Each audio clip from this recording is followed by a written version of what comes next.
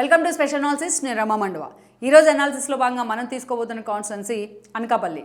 ఈరోజు వైజాగ్లో అత్యంత ప్రీడామినెంట్ కాన్స్టిట్యున్సీ ఏదంటే అది అనకాపల్లి. ఎందుకంటే గతంలో చూసినట్లయితే టీడీపీ నుంచి ఒక దాడి వీరభద్రరావు లాంటి వాళ్ళు కానీ, అదేవిధంగా అయ్యన్న పాత్రులు లాంటి ఫ్యామిలీ కానీ, అదేవిధంగా సుదీర్ఘకాలం అక్కడ చూసినట్లయితే అవంతి శ్రీనివాస్ లాంటి వాళ్ళు కానీ ఎంపీలుగా అలా రిప్రజెంట్ చేసిన పరిస్థితులు ఉన్నాయి. సో అనకాపల్లి ఎప్పుడు కూడా వార్తల్లోనే ఉంటూ వస్తుంది.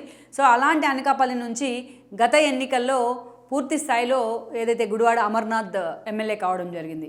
2014లో ఆయన పోటీ చేసి ఓడిపోయారు. అలాంటి గుడివాడ అమర్నాథ్కు 2019లో జగన్మోహన్ రెడ్డి అనకాపల్లి టికెట్ ఇవ్వడం జరిగింది. సో అనకాపల్లి నుంచి గుడివాడ అమర్నాథ్ గెలిచి అసెంబ్లీలో అడుగుపెట్టారు. ఆయనకు అక్కడ ఫ్యామిలీ బ్యాక్గ్రౌండ్ కూడా ఉంది. గతంలో అలా తాతల కాలం నుంచి రాజకీయాల్లోనే ఉంటూ వచ్చారు. టీడీపీలో కూడా కొద్ది రోజులు అమర్నాథ్ కొనసాగుతూ వచ్చారు. ఆ తర్వాత రోజుల్లో ఆయన వైఎస్ఆర్సీపీ జెండా కప్పుకోవడం జరిగింది.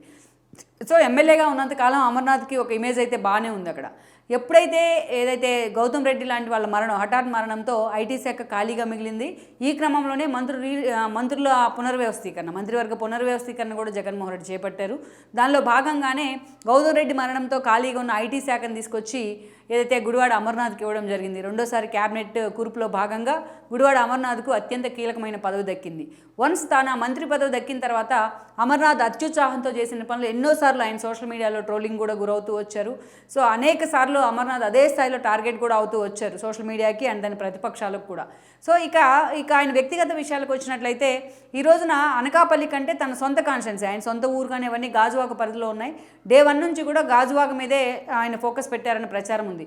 వచ్చే ఎన్నికల్లో అనకాపల్లి నుంచి కాకుండా గాజువాక నుంచి పోటీ చేద్దామనే ఇంట్రెస్ట్ కూడా ఆయన చూపించారనే వాదన ఉంది. ఈ క్రమంలోనే స్థానికంగా అనకాపల్లిలో తన క్యాడర్కి, పార్టీ క్యాడర్కి అందుబాటులో లేకుండా పోయారనే విమర్శలు చాలానే ఉన్నాయి గుడివాడ అమర్నాథ్ మీద. ఇక్కడ గాజువాక నుంచి ఆయనకి టికెట్ ఇచ్చే పరిస్థితి లేదు. తాజాగా అక్కడ చూసినట్లయితే వరకూటి రామచంద్రరావుకి స్థానిక ఎమ్మెల్యే అయిన తిప్పల నాగిరెడ్డిని పక్కన పెట్టి మరి ఈరోజు నా టికెట్ ఇవ్వడం జరిగింది జగన్మోహన్ రెడ్డి. సో అలాంటి పరిస్థితుల్లో అనకాపల్లి టికెట్ కూడా ఆయనకి దక్కే అవకాశం లేదన్న చర్చ ఉంది. ఇదే సమయంలో తనకు టికెట్ దక్కదన్న సమాచారంతోనే ఈరోజు గుడివాడ అమర్నాథ్ అనేక రకాలుగా ప్రకటనలు చేస్తూ వస్తున్నారు. జగన్ టికెట్ ఇవ్వకపోతే జెండా పట్టుకొని తిరుగుతా అంటూ కూడా ఇటీవల ఒక ప్రకటన చేశారు. అవసరమైతే ఆయన ఎంపీగా పంపించే అవకాశం ఉందన్న చర్చ కూడా ఉంది. ఎందుకంటే ఈరోజు వన్స్ మరోసారి కనుక అనకాపల్లి టికెట్ ఆయన కంటిన్యూ చేస్తే దాడి వీరభద్రరావు ఫ్యామిలీని ఆయనకు వ్యతిరేకంగా అక్కడ పనిచేసే అవకాశం ఉంది. ఎందుకంటే దాడి చాలా రోజులుగా ఆయన కొడుకు రత్నాకర్కి అక్కడ టికెట్ కోరుతూ ఉన్నారు. ఎందుకంటే 2014లో అక్కడి నుంచి దాడి రత్నాకర్కే టికెట్ ఇస్తే ఆయన ఓడిపోయారు. సో 2019లో కూడా మరోసారి కోరిన జగన్మోహన్ రెడ్డి దాడిని ఆయన కొడుకుని పక్కన పెడతాం జరిగింది. సో గుడివాడ అమర్నాథ్తో మాత్రం దాడి వీరభద్రరావుకి పొసగడం లేదు డే 1 నుంచి. సో ఇప్పుడు టికెట్ ఇచ్చే పరిస్థితి కూడా వాళ్ళకి లేదు.